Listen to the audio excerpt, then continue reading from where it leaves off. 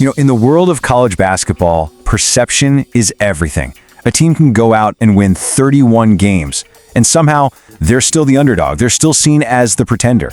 But what happens when that team gets one shot, just one, on the biggest stage there is, to completely rewrite their own story? Well, that's the story of the Miami RedHawks, and it is a good one. So, that's Miami of Ohio's coach Travis Steele, just moments after their big first four tournament game. Zero hesitation, right? Not an ounce of doubt. In his mind, and in his team's mind, the outcome was never even a question. But look, to really get where that rock-solid confidence comes from, you have to understand the paradox they've been living with all season long. And here it is. This is the paradox that basically defined their entire season. On one side, you've got this incredible 31-1 record. I mean, that's just elite, no matter how you slice it.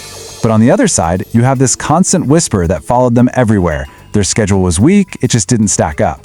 So the big question was, were these guys for real, or were they just a product of their competition? Yeah, that single question just hung over their heads all the way to Selection Sunday. They were a team defined not just by their 31 wins, but by this intense scrutiny over whether any of those wins actually mattered. So let's break down the case the critics were making. First off, their schedule strength was ranked way down, near the bottom of all of Division I. Then you've got the fact they hadn't played a single team from a major power conference. They also barely squeaked into the tournament with an at-large bid, which by the way was the first for their conference in over 2 decades. And to top it all off, they walk into their first game as a 6.5-point underdog. I mean, to a lot of people, the evidence looked pretty overwhelming. Just think about that for a second.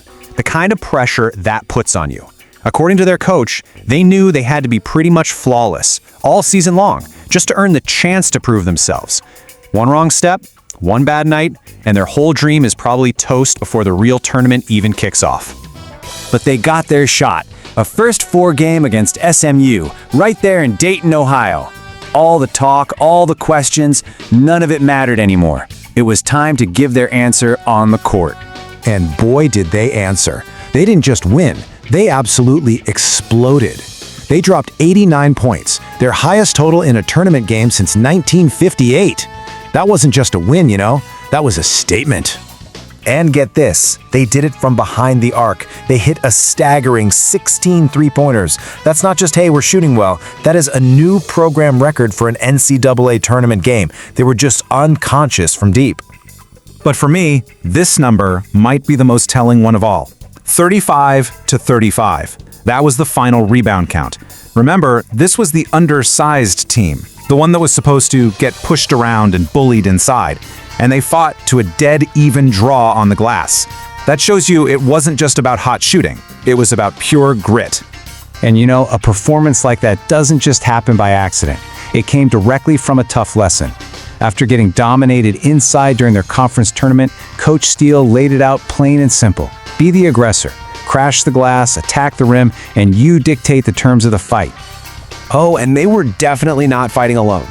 The game was just 40 miles from their campus, and that arena, it completely transformed into this deafening sea of red and white. It basically turned into a home game for them. The place was electric. And hey, don't take my word for it. The other coach, SMU's Andy Enfield, said it felt like a packed football stadium. That noise, that energy, it was just an absolute tidal wave of support. And speaking of that crowd, this pretty much captures how wild it got. The support was, let's just say, creative. The school's swimming and diving team showed up, and, well, some of them decided team jerseys were a bit too formal. Yeah, you heard that right. We're talking Speedos and swim caps, right there behind the basket, doing their best to distract free throw shooters. And you better believe the players on the court noticed. Forward Antoine Woolfolk called the moment elite. It's just that perfect college sports moment, right? High-stakes game and just pure hilarious fun. You just can't write this stuff.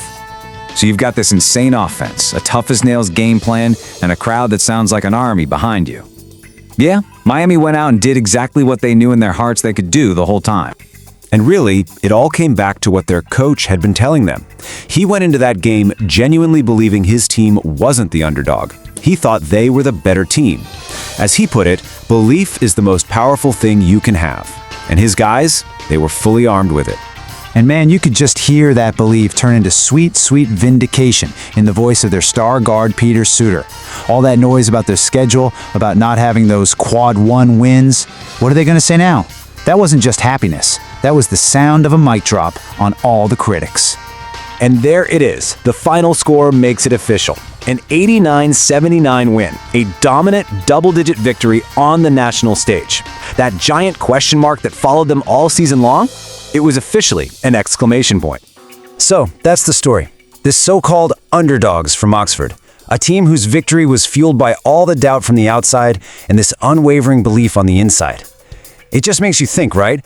How many incredible stories out there, in sports and in life, start with a whole chorus of people saying, nah, it can't be done.